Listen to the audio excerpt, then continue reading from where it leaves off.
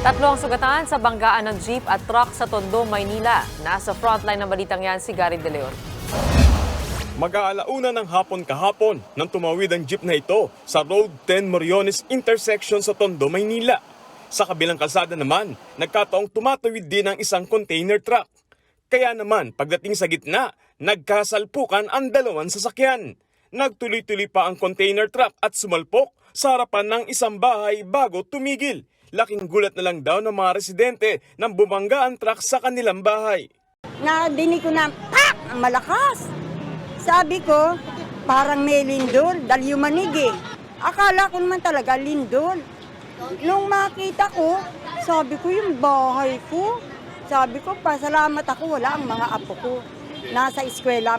Ayon sa traffic enforcer, posibleng nagmadali ang dalawang sasakyan na pumasok sa intersection nang makitang dilaw o slowdown signal na ang traffic light. Dumiretso po yung truck, trailer. Yung jeep naman po, pa-left turn na rin. Dumiretso na rin. Kasi akala ng jeep, wala na. Biglang salpukan siya ng dalawa.